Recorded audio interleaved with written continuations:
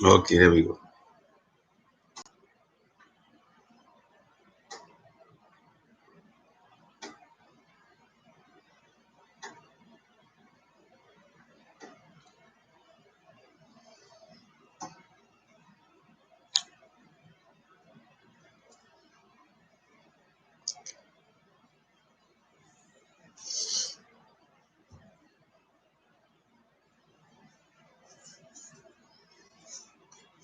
All right, guys, so we're back.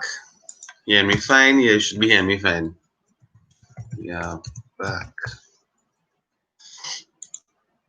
All right, so we're going on to slide number 52, the humanistic perspective, human relations movement.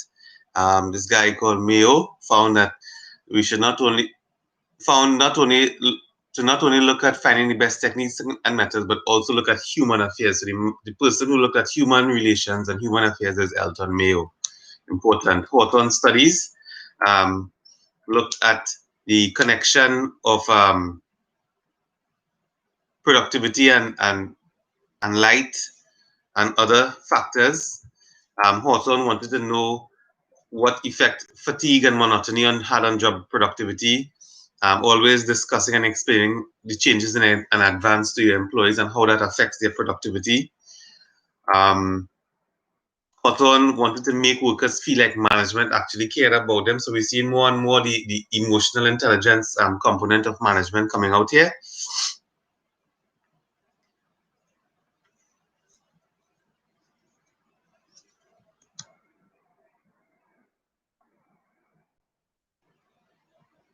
All right, and Hawthorne studies proved of a phenomenon known in research today known as the Hawthorne effect, where subjects behave in a certain way when the researcher takes too much of an active role in the experiment. Hawthorne said that employees' output increased when management treated them in a positive manner, and it has now become a mechanism for improving organizational productivity. So I've been saying, what do I say? Happy employees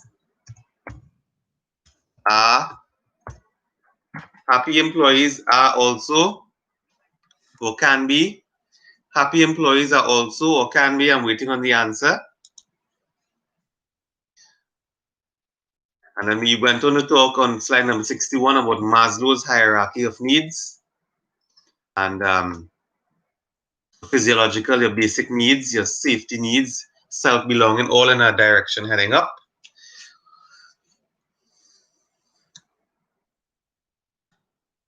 And then McGregor's theory X and theory Y.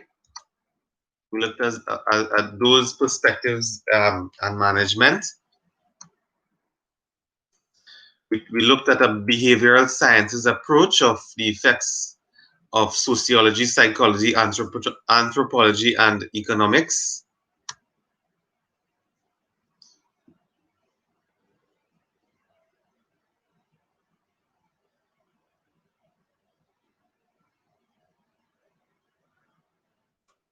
We looked at organization development.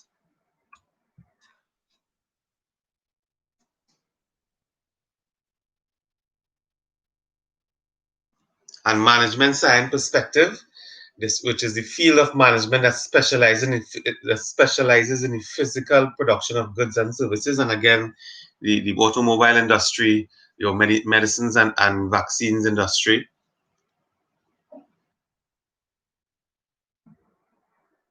We spoke about systems theory. Let me see if I got any answers. Right. Happy workers are always productive workers. Riza, happy employees are hard workers. Not all the time. You can be a hard worker, but you're not happy. And the perspective I was trying to bring to you all is happy employees are usually productive employees. So happy employees, productive employees. But thank you all for the answers. Faraz, Dylan, Riza, Matthew. And systems theory. Can someone tell me what systems theory is? Tell me what a system is or what a system is made up of. YSDM. on your answers. And we talk about open and closed systems. We spoke about entropy. We talk about synergy, subsystem interdependencies, and on an open system example and a closed system example. Input, process, output, feedback loop. Very good, Matthew, on point. And open system. Open system is a system that is affected by the external environment. All organizations are open systems. A closed system is one that is not affected by the outside environment. And we use it, the classic example of a pot on a stove. A pot on a stove will cook, no matter if it is we're on a beach cooking or we're in a cool environment cooking. It's not affected by the external environment. Good. Yes, Firaz, correct again. Input, process, output, feedback. Good, great. Entropy, we talk about entropy being a tendency for disorganization and decay.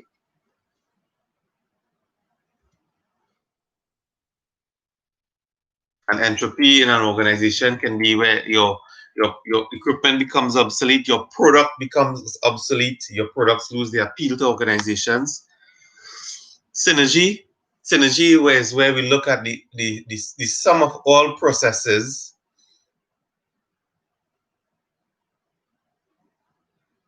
The sum of all processes is still not greater than the overall output of the whole.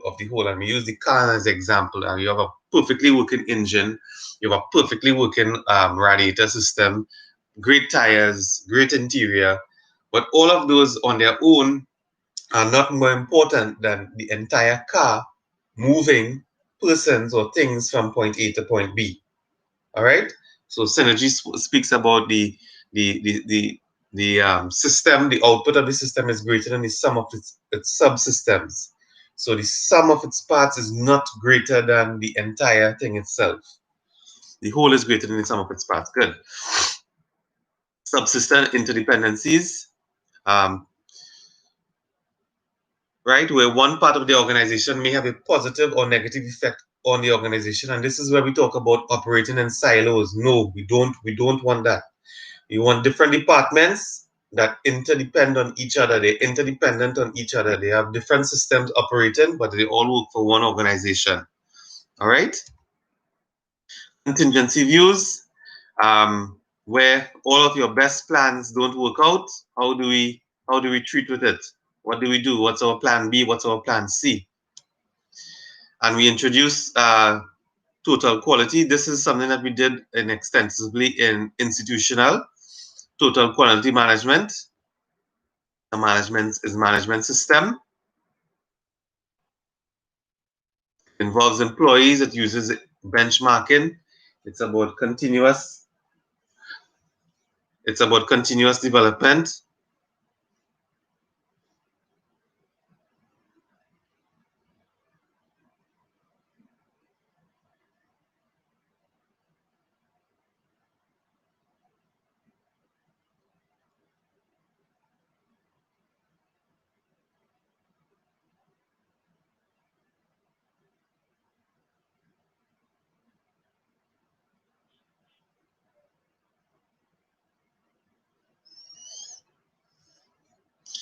All right, it uses looks at continuous improvement, making continuous changes in the organization.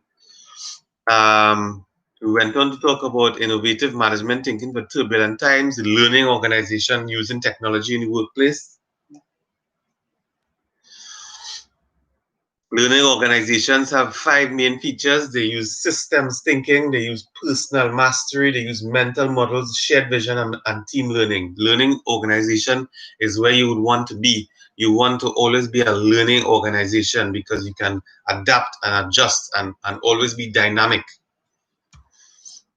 We looked at e-business and how it has affected the workplace and organizations with e-business, e-commerce. We looked at some definitions of e-business, a definition of e-commerce, enterprise resource planning, and using help IT helping with knowledge management. CRM, customer relationship management. That was lecture 1. So any questions so far on lecture 1? We're going to go quick into lecture 2. Looking at the time, and I'm hoping that we can get through all of the reviews for today. We should be able to. So let's go. If we don't complete it, we will next week. We're supposed to still have some more teaching, right? Teaching is supposed to finish on the 3rd. Correct me. Teaching is supposed to finish on the 3rd, but you will have an exam on the 3rd. Can someone just confirm it for me there?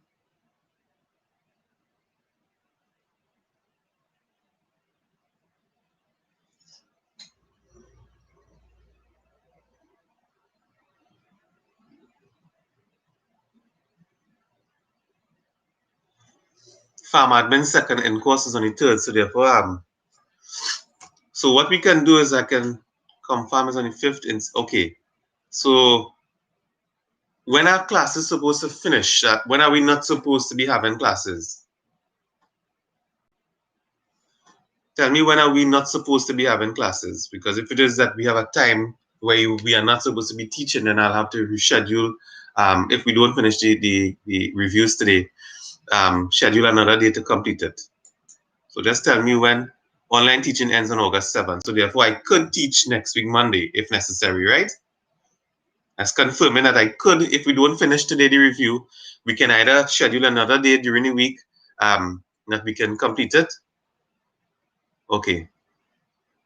Okay, good. So we can look at it. We can look at doing maybe another hour or 2 this week if we don't finish, because we don't going to finish today, and then we could use that time either this week or next week to finish all the review. Okay.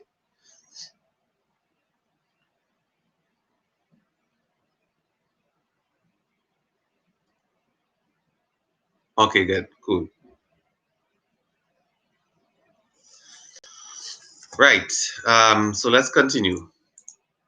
So lecture 2, we spoke about HR, human resources. We use the definition of human resources, a series of activities that first enables working people and the organization to use the skills. So that's the definition of HRM on slide number 3. The HR job function, job analysis, planning, selecting, orienting, managing, incentive planning, appraising performance, communication, training, and development. So in other lectures, you might see things like recruit and retain. So recruit, you would see other phrases used, but it's generally all within the same category, right? Looking at equal opportunity, health and safety. So why is it important? Why is human resources important? We answered this just now. It's the most important resource and it's the largest cost of any organization. Retaining it costs more to recruit than to retain. Remember, it always costs more to recruit than to retain. So it's always good to keep your good staff. Do whatever is necessary within your constraints to keep your good staff. Right? All managers are human resources. No matter what role you are in, you will be managing people. And as you are managing people, you may not be the human resource manager for an organization. But because you manage people, you are a type of human resource, a human resource manager. Right? So the human resource department, they must match a company with its workforce. Employees are always viewed as assets. We always want to improve quality, productivity, and customer service. Human resource management has a role in managing mergers. We know companies get bought and sold, and we may have competing companies. Like I know, for example, Cable and Wireless has bought a huge stake in TSTT. They were former competitors, and now they are one company. I believe Cable and Wireless has the controlling arm of TSTT. I need to confirm this. But generally, if Cable and Wireless would have bought into a large amount of TSTT, they would now be having shared management of the employees and the organization's resources. Right, the company's strategy feeds into to attract an effective workforce. That effective workforce must be developed with training and development, and must be maintained with good wages, salary, benefits. This is on slide number 9. Environmental influences on human resource, competition, your laws, your legislation.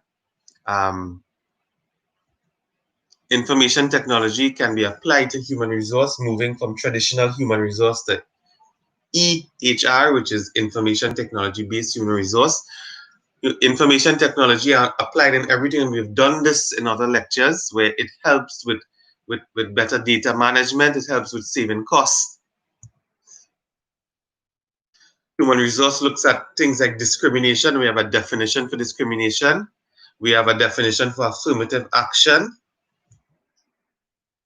In our country, we have an Equal Opportunity Commission, and this is to ensure that no persons are discriminated against, or they have this institution that is there for redress if they think that they have been discriminated against. We have health and safety laws, compensation and benefits laws. The human resource, there's on slide number 15, looks at the old contract as it relates to employee and employer versus the new contract as it relates to employee and employer. Important information there. Human resources in the workplace. I spoke about extensively about employer of choice, based on their reputation, based on their public image. Within the workplace, teams and projects, human resources facilitating teams and projects, helping to arrange and organize teams and projects. Issues such as work-life balance that I mentioned, the CEO of Pepsi maintaining that you come to work and you provide your whatever hours of work, whether be it 8, 9, or 10 or 12 hours of productive work. And what you do in your personal time is for your own benefit and for your own personal development, that work-life balance. Downsizing in any organization, your human resource department will have a huge role in which you now identify persons to be downsized or to be let go, and what compensation packages, if any at all, are offered to them. On slide number 17, looking at the employer of choice is a company that will have tangible plus intangible benefits.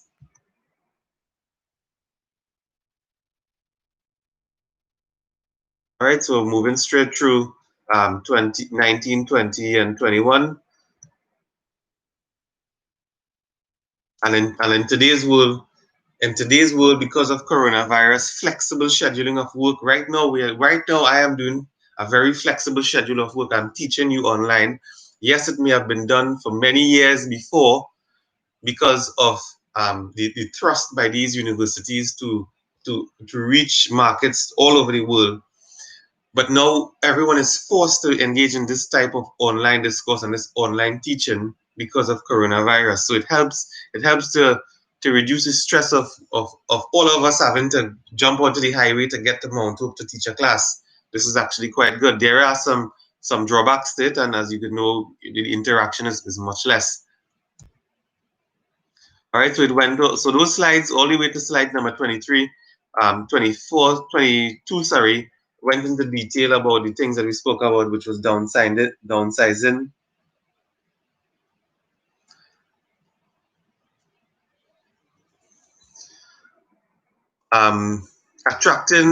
Attracting the right people in the workforce. It's a very important thing. You must be able to have a plan in place to know how you are going to encourage people at your workplace before you actually hire them.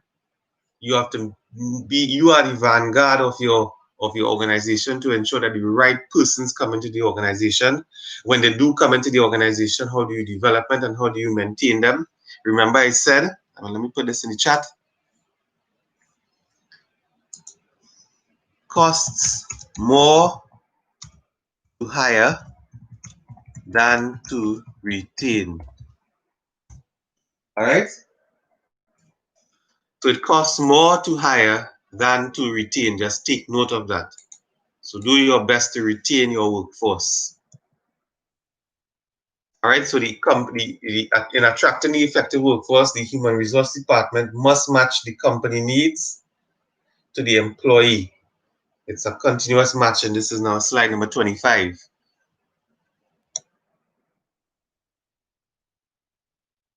And now we're going into details about recruiting and e-recruiting, internal and external recruiting. Internal is within your organization. There are promotions that you can benefit from. It's an internal recruitment. External recruitment, persons from the outside, because your organization may not be able to fill that void. You may need to externally recruit. Human resources looks at job analysis, job description, job specs. Select the right person, select the persons with the right skills and abilities.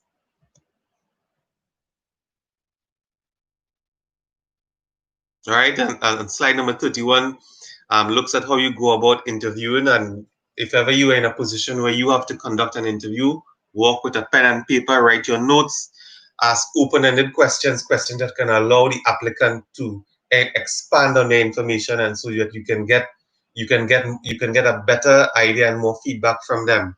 Don't rush interviews. Interviews, yes, I know at times you might be quick to hire someone, but do not rush interviews, because as I said, you are the gatekeeper to your organization.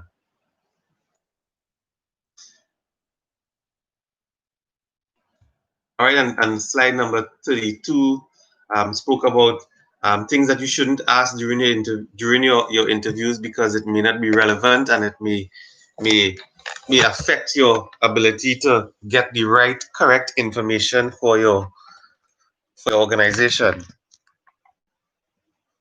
Let me make sure that we are seeing each other. I'm seeing it right. Good.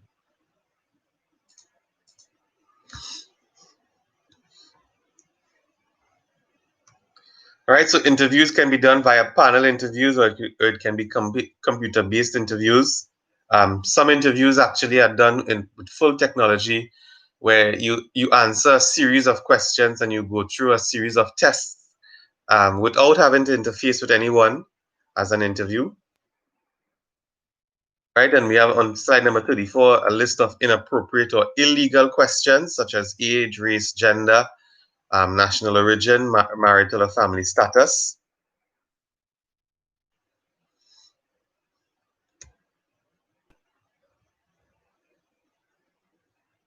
All right, so training and development is a very important thing, but unfortunately, in tough economic times, training and development is usually the first one that gets affected in terms of budgetary cuts.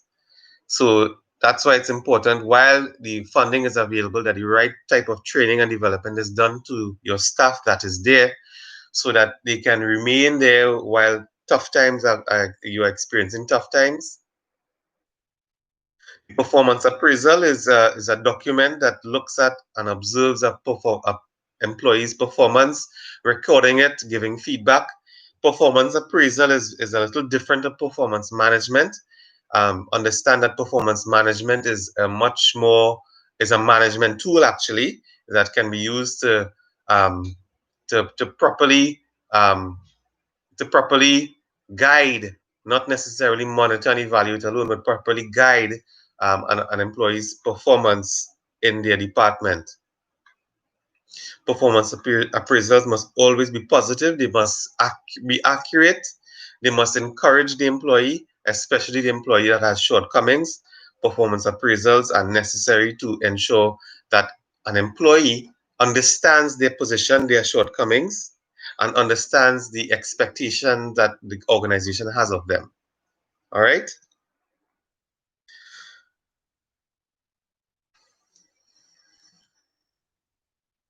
Maintaining the effective workforce, compensation. I know all of us would at time look at your salary, but I know I mentioned to you that you shouldn't just only look at salary, work environment, access to your workplace, um, the culture. All of those things are important in looking at taking on a job, taking on an opportunity. It's not just about salary alone, although salary is very important. It's not only salary.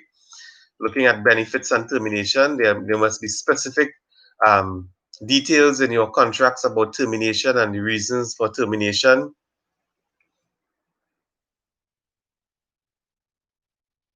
right? Um,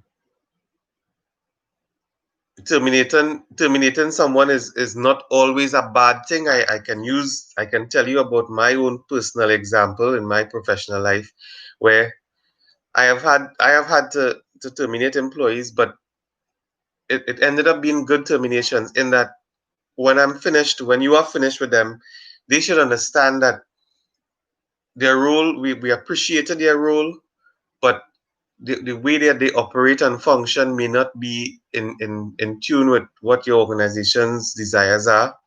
And we have probably spent several times trying to align the way you do things and the way you operate with what your company wants, and you know it just isn't working out. So, and you can now encourage that person to use their skills and use their methods of doing things in an organization that is well suited for them. So, in terminating an employee, you're not giving them lost hope.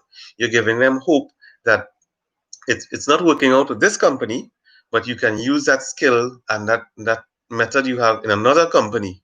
Okay, so terminations aren't bad. Terminations can be good in some instances. Employees can use exit interviews in a positive manner. Again, I reiterate, in a positive manner. And then we went on in this lecture to talk about management by objectives, MBOs. Um, and management by objectives, you can pair it almost with project management, um, or looking at the goal and managing based on a specific goals.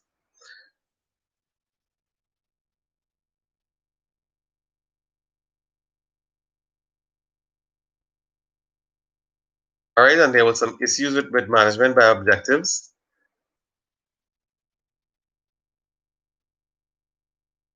And slides number 54 all the way down to the last slide, number 56, just went down to job analysis, job description, and job specs. So that was the review of lecture 2. And we can go on. If there are no immediate questions, we can go on to reviewing the third lecture.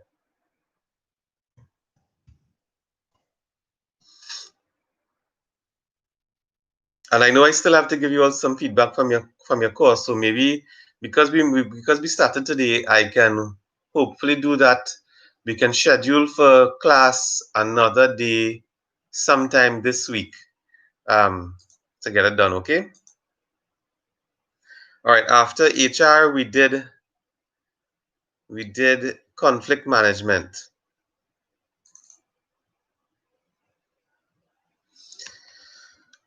And we spent a considerable time with conflict management, and we talk about conflict being a normal, inescapable part of life. We said conflict can happen because of scarce resources, personality conflicts, values, conflict of aims, different goals, conflict of ideas, different interpretation, conflict of behavior, where different behaviors are considered acceptable and unacceptable. As a manager, look out for things that you can do that creates conflict. You want to minimize this as much as is possible. Make sure that you are a role model. Not being a role model can cause conflict. Being judgmental can cause conflict. Making yourself inaccessible can cause conflict. Um, Introducing change without consultation, these things can cause conflicts. Um, Poorly defined goals, as mentioned before, competition for scarce resources. And when you have conflicts in organizations and conflicts that aren't managed well, you can have stress absenteeism, demotivation, non-productivity. So to manage conflict, we looked at the 5 ways possible, and we looked at it from the diagram on slide number 9. You can be avoider, you can avoid, you can compete, you can collaborate, you can accommodate, you can compromise. And of those 5, which is the best way to manage conflict?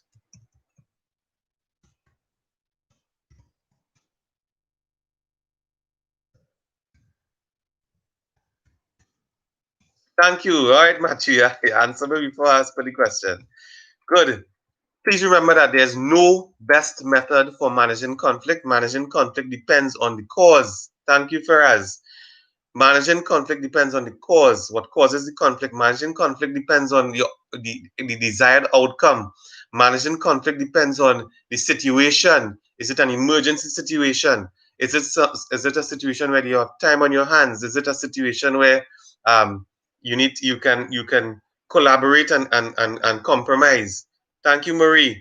So yes, there is no best way to manage conflict, and I hope that's a take-home point that all of you remember. And we went on to discuss each of them, what accommodating is like, what avoiding is like, and when avoiding can be used and when avoiding um, it should not be used, what collaborating is like. I know I spoke about collaborating being something good, meaning that you always want to try and get a win-win situation for everyone, but um, it may not be the best method all the time, but it is a good method most of the time. Competing takes on a win-lose approach. So we went on to each of them. And on slide number 15, we confirmed that there is no best way to handle conflict. All right. Remember, conflict is good because it gives you an opportunity to see another person's perspective. In managing conflict, you look at someone's personality type, whether you are aggressive, submissive, assertive, if you're introvert, extrovert. Um, we looked at reducing conflict, trying to prevent it, being neutral, using in communication that is not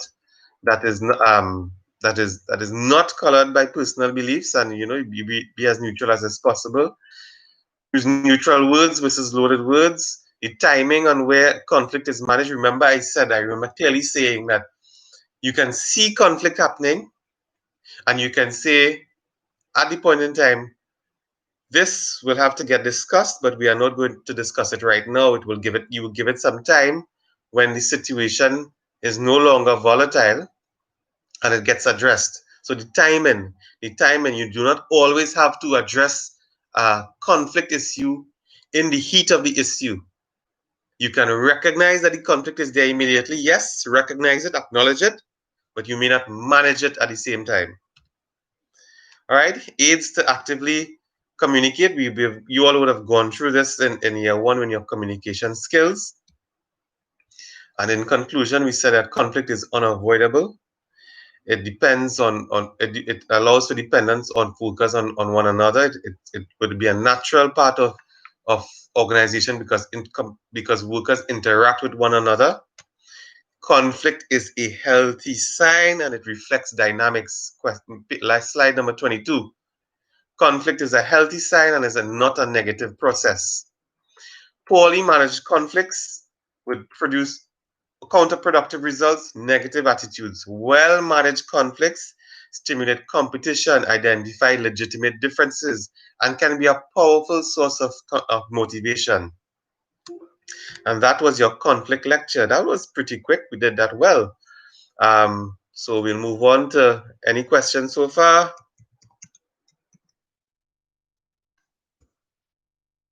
I'm going to go straight into the 4th lecture we did.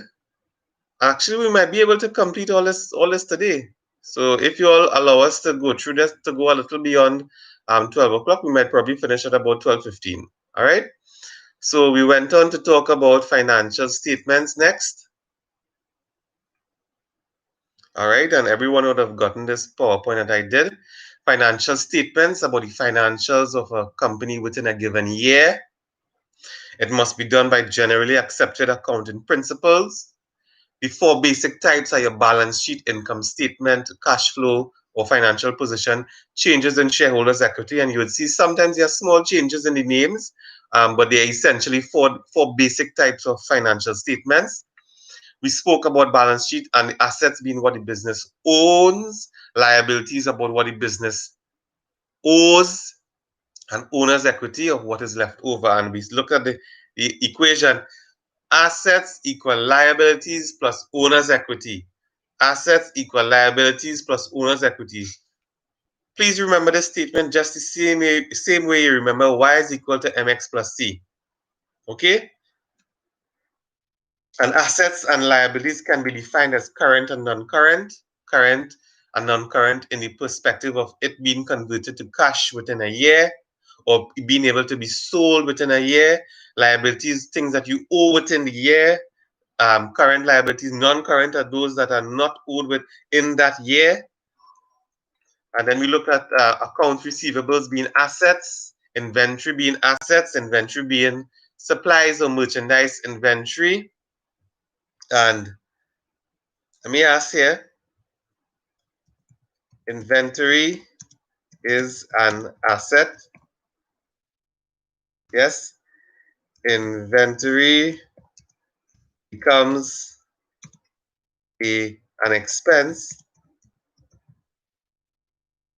when? Tell me, guys, when does inventory become an expense? Because inventory is an asset. When does it become an expense? We always talk about supplies inventory being far less than merchandise inventory. Supplies inventory would be your stationery, your consumables. Merchandise inventory is the things that you have your stock for sale.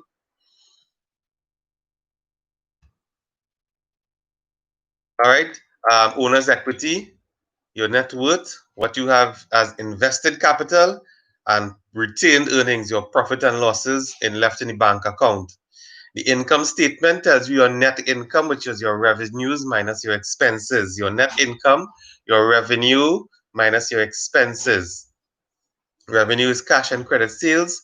Expenses would include your overheads, your cost of goods sold, as well as your salaries, rents, utilities, payments on loans, etc. Let me see any answers. At the point of sale, when it is sold, perfecto, Gita, perfecto, Matthew, perfecto, Cheyenne.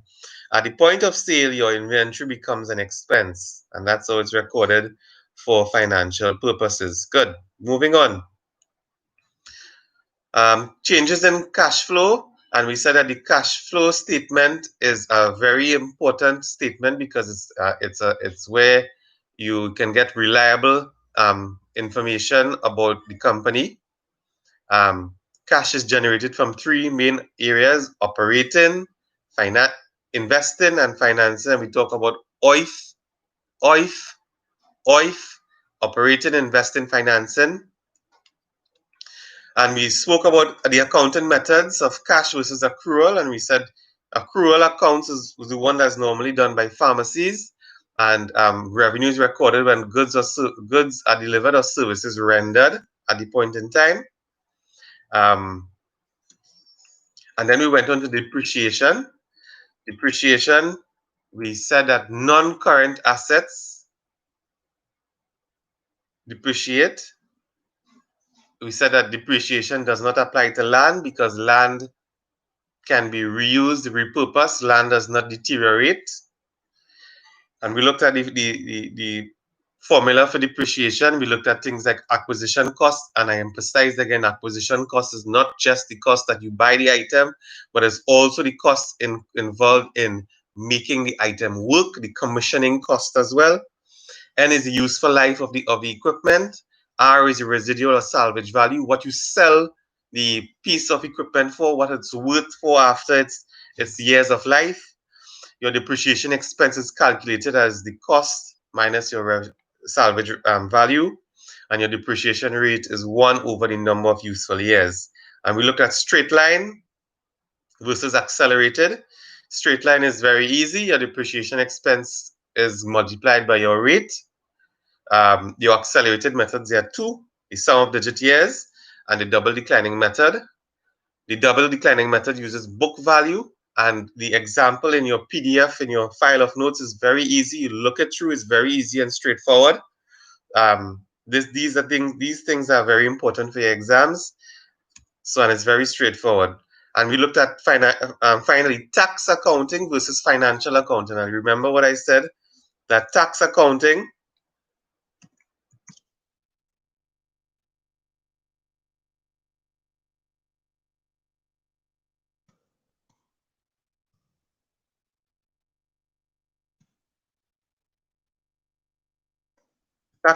and financial accounting are both tools that your accountants would use to generate statements that would be favorable for the bank and statements that would be also favorable for the purpose of paying tax. And we said that no organization should be unnecessarily be paying tax uh, that you shouldn't be paying. All right, so you should pay your tax, but you shouldn't be paying unnecessary tax values. So that's it for the financial lecture. Any questions? I'm going to move on to the next one, which was project management. And I think that would be the end of it. After project management was just the RFP. Right, project management. We defined project as a temporary endeavor. We said that project management never fails because of the tools and methodology.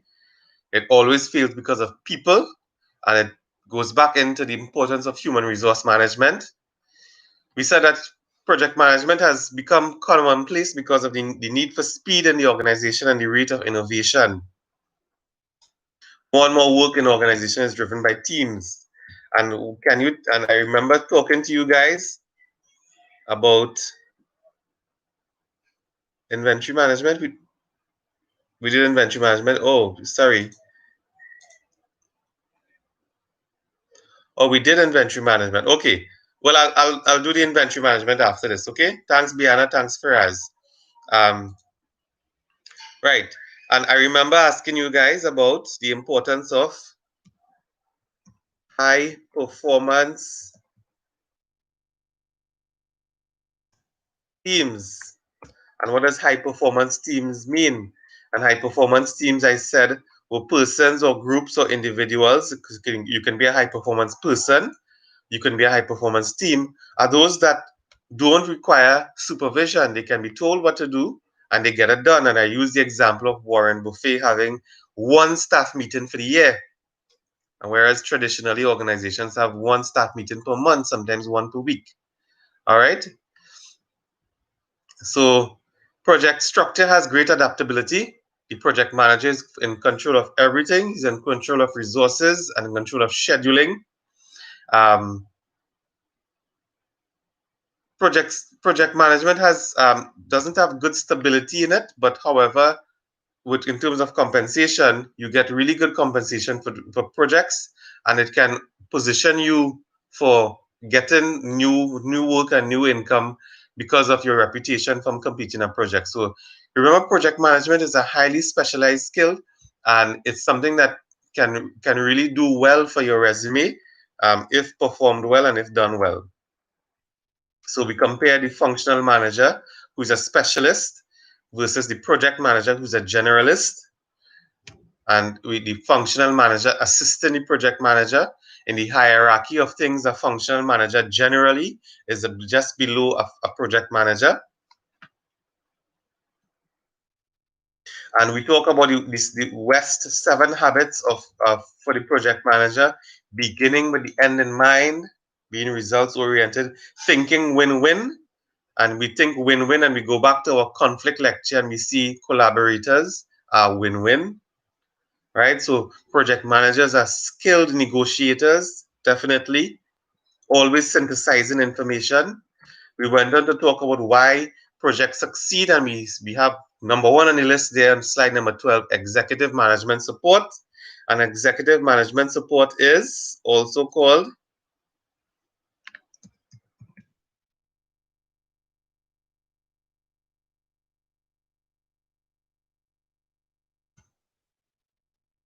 You just put it like this.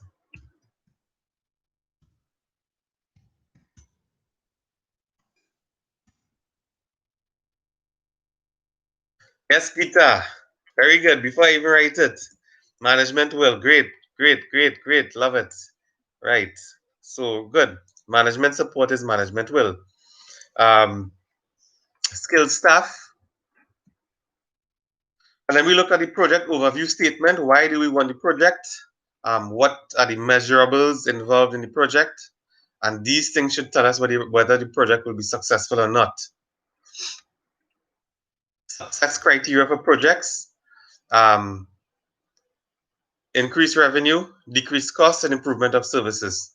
Those are the three main things that you could look at to say that your project has succeeded.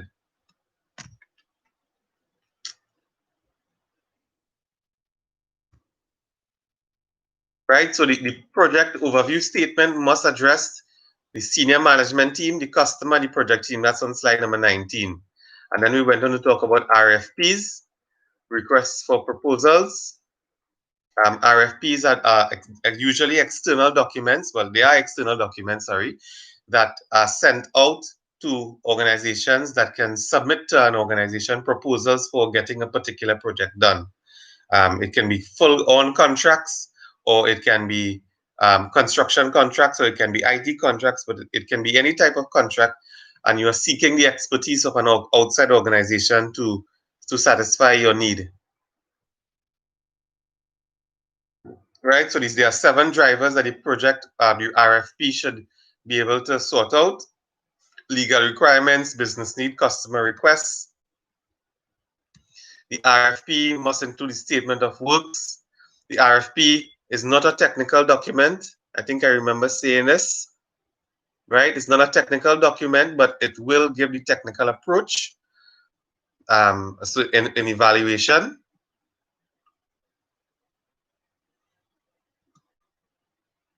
Right? The contractor, the persons who are submitting an RFP must give their approach, must give their deliverables, the schedule in which they are going to deliver these items.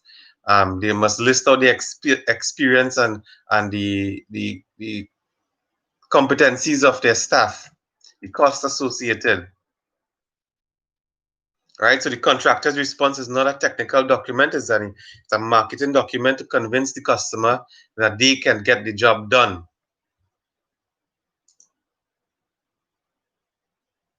Yes, Matthew, management will, yeah, you were correct. Just checking every question. Right. Um, all right, so that is essentially and then finally on page 33, on slide 33, we looked at some common mistakes in planning and what can be done. So that's the review of project management. And let me ask you all. Do you guys want to finish now, and we can reschedule for another hour? Because to complete the review of, we have an inventory and ratios to do. We have inventory and ratios to do. So how about we reschedule for another day? We reschedule for another day, perhaps this week, or if not, if we can't do it this week, we'll just continue the review next week, Monday. Because it's already 12. Let me get some responses. Review.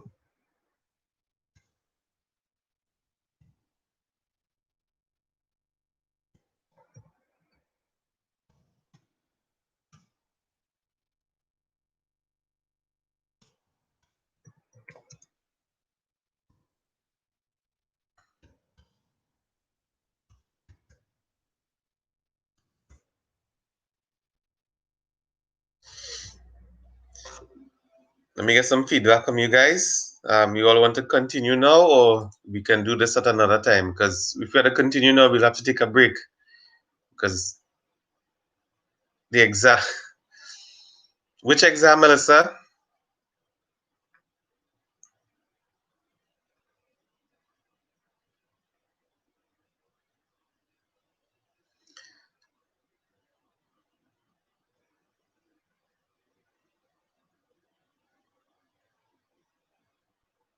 Or the one that we did already? Yes. Actually, I think yours were the first one that I corrected. So yes, the exam was done. So far the few people who I corrected, they were okay. Um, the marks were fine so far. Your next exam, I was hoping that we could have done some MCQs, but Dr. Maraj guided me to continue with some more structured questions. So we'll do another rounds of 3 structured questions for the next exam.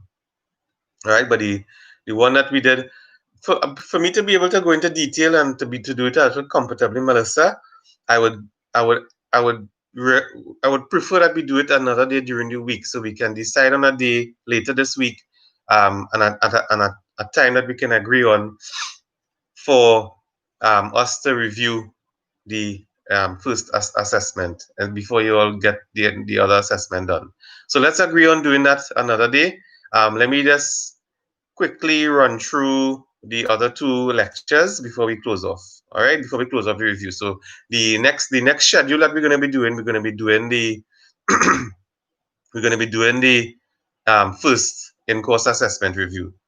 So inventory management. This is a specific category of management. It talks about purchasing, and we have definitions of what a purchase order is, what a receiving report is, or a delivery notice. Physical inventory counts, we encourage companies to do those at the end of every year. And we looked at inventory cost flow methods of first in, first out, last in, first out, and weighted inventory. How do these things affect the income statement, and when it is used, and how first in, first out method versus last in, first out method can affect the cost of goods sold, that can affect your income statement, that can affect your financials, that can affect or that can determine whether you're doing financial accounting or tax accounting. And that's essentially what you need to take home from this inventory course. Using last in, first out, or first in, first out, or weighted average, and how does it affect your financial statements? All right. So that's your essential take home for the inventory costing methods. Um, and you can look, you just take note of the points associated with each, whether it's first in, first out. Slide number 5, 6, and 7. Just information there based on um, the details of each costing method. But the take-home point is that your inventory costing methods and your inventory management is very dependent on how you go about reporting for your financial statements, whether it be financial accounts or tax accounts. Um,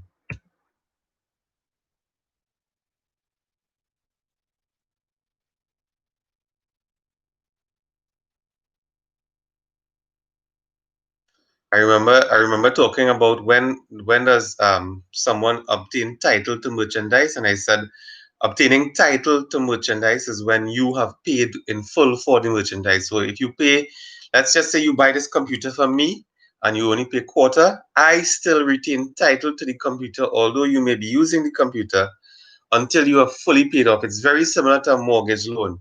The bank retains title to the land until it is fully paid off, or then you can now be given full title to the property. Right. And on slide number 23, we looked at inventory turnover and number of days of inventory. Those are some ratios that I believe would have been touched in the ratios lecture next.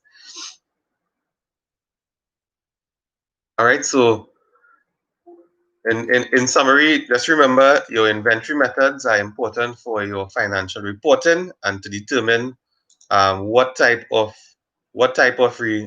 reports you're doing, whether be it financial or um, tax. And ratios. So we went on to talk about ratios. Ratios, most of the information comes from your balance sheet and your income statement. And we looked at the working capital ratio. We looked at the acid test ratio. These are formulae that you should learn. They will be in your MCQs. Not all of them, but some of them will be. cash ratio, definitely your return on investments ratio, later down in the slide. To look at account receivable turnover in days, all of these are things that this is just pure mathematics, and you can read below, and you would see the significance of the ratios, and also um, the web links that Matthew sent today on the group would help to better understand these ratios some more. Um, these, again, I want you to understand that these are things that you will not be doing as a manager, but you will be given this information from your financial analysts, from your accountants. They are the ones who should be feeding you this information so that you can make decisions. All right. And when you look through all of the PowerPoint presentations, in the ratios presentation, you would see below the meaning of each ratio and the significance of each ratio. All right. So gross margin and gross percentage, understand the difference. Understand that difference, please, between gross margin, which is your sales minus your cost of your goods sold, and gross margin percentage, which is your gross margin from the first equation over your sales. Operating margin, DuPont return on assets, important. Your return on investment is something that all of your equity, all of your investors would want to know, the ROI. What is their return on investment? Return on equity.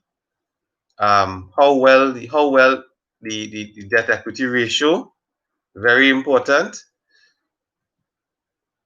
The debt ratio, again, very important. When persons are looking at your company, they will look at these ratios to see how well your organization is being managed, and if they are interested in investing in your organization, if it is they would like to be part, if they would like to buy shares, if it is your organization is on the stock market. Cash flow versus debt ratio. You always want this ratio to be good enough to cover your debt with your cash flow.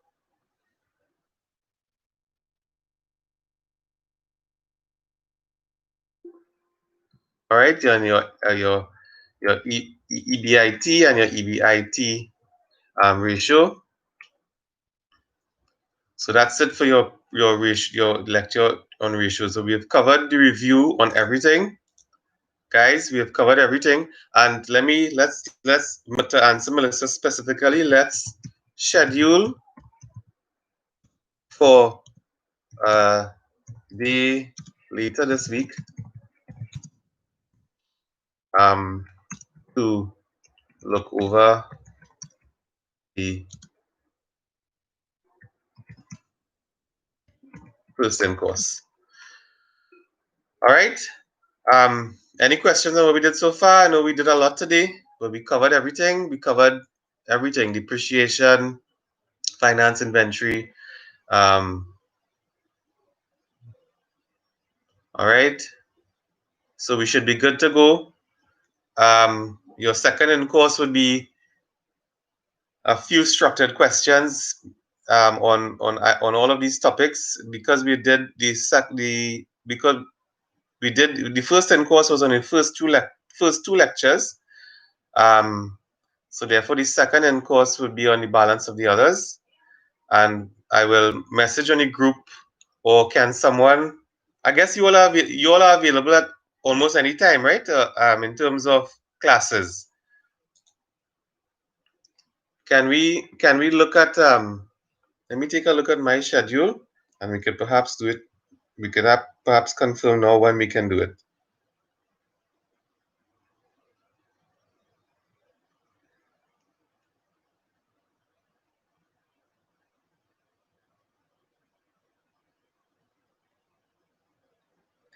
All right, so I can. What about tomorrow? Tomorrow I have community review in the morning, and community should take me about 2 hours. Tomorrow morning is available. We can also look at Wednesday morning after institutional. So if all of you guys are available tomorrow or Wednesday, can you all confirm for me?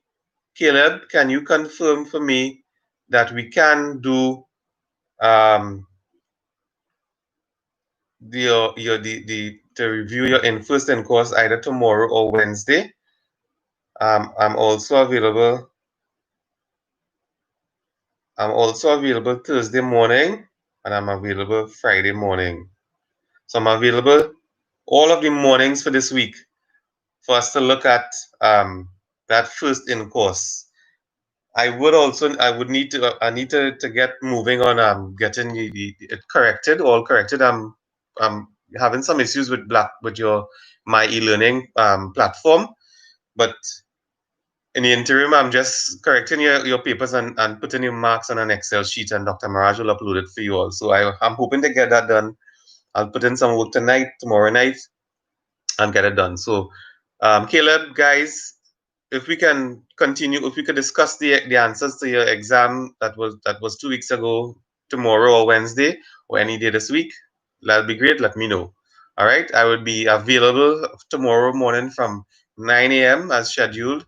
We'll be doing community review, and then after, if we have from 11, we can discuss the exam, the first exam, either tomorrow or Wednesday. Please, Caleb, let me know. That's it for today in terms of the review. Any questions from anyone? Again, let me repeat that your second in-course assignment will be essay questions.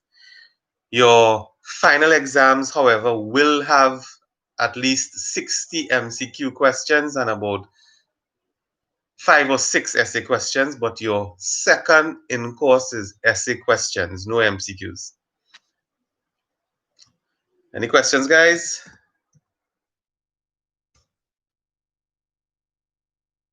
Any more queries? So, Caleb, I'm hoping that you can confirm with me.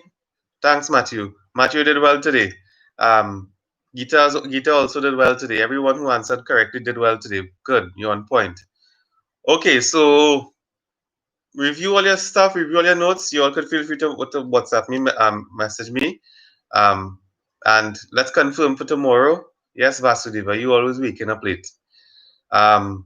Let's confirm for tomorrow to look at your first set of questions, right? Tomorrow, Wednesday. So if that's it, you all have a good evening. You all take care.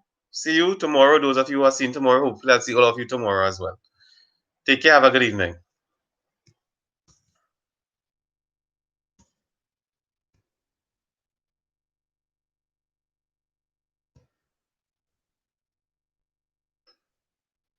All right, Sarvesh. Later. Take care.